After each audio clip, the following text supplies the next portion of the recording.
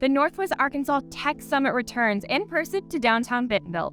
One of the presenters, Kathryn Carlisle, gave us a first look interview at her presentation, Growing Diverse Communities in Web3. So I'm a Little native, a proud alumni of the University of Arkansas. I have a background in international business accounting and Spanish language from there. Moved off, lived in DC for a little bit, and while I was there, started dating my now husband, and he's just also a major nerd. So we would talk long distance about things like Bitcoin for fun. And so since 2014, I've been personally investing and studying cryptocurrencies. I moved back to Arkansas to work for an international nonprofit, Heifer Project, and joined the finance team there.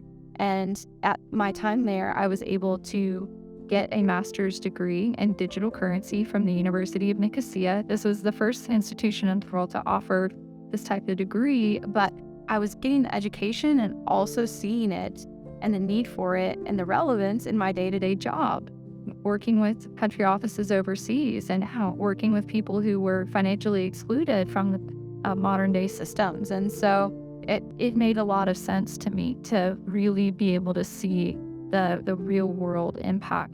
And the stigma for a lot of people is that crypto is this like first world, very elitist thing, and it's really not. It's very much, like you were saying, on the ground. You can see how it can create an impact. So would you be able to talk a little bit about the impact that you've seen after utilizing crypto? Yes, and that's something I want to emphasize. It's about so much more than just money and hype cycles. It's about bringing power back to individuals who may not have been included in systems or conversations before.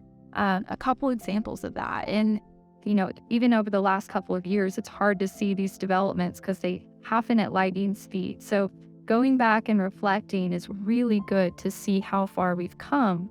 But during 2017, 2018, right, there were currencies created like CELO that were for the purpose of helping countries who don't have monetary stability or suffer from corruption or have, price volatility with their currencies. And there are countries today like Ecuador who have adopted, Bitcoin as a legal tender. Let's get into the presentation you're going to be giving at the Tech Summit this year, the Growing Diverse Communities in Web3.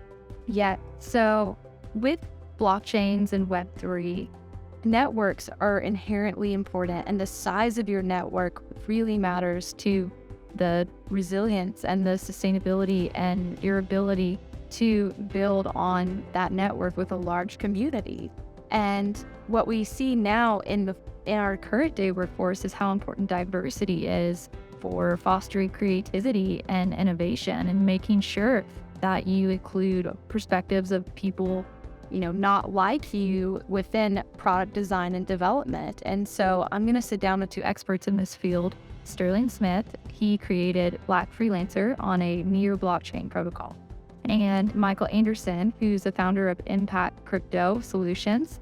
And I'm going to discuss with them their perspectives about growing diverse communities in Web3 and share a little bit of my own experiences with OSTEL. How can people get involved in if they're trying to utilize or at least become a part of Web3 community?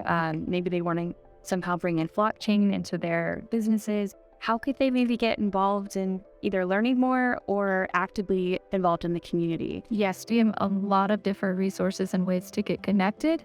You can reach out to us through the university. It's been an excellent funnel for just connecting people who are building the space together.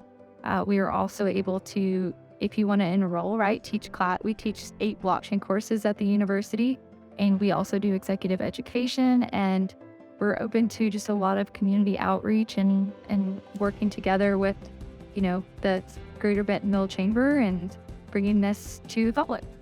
When it comes to Bentonville in the next 5 years, what do you hope to see for the progress of tech and business community? This movement is not located in any particular region.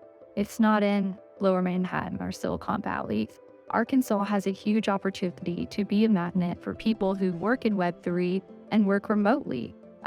We are centrally located, have an affordable cost of living, and right, a great quality of life. But those are the obvious things. I'd say the unobvious things are the amount of expertise that we have in research and education around blockchains and cryptocurrency, the entrepreneurial support ecosystem we have here, the lower degrees of separation for resources. If you have a truly brilliant idea, you can get connected to people, places, and money to help you make that a reality. And so we have a really unique local community here called OzDAO for decentralized Web3 enthusiasts, and it brings together the connections of real life and online events and education. So it's a really thriving community already, but there's so much opportunity to grow.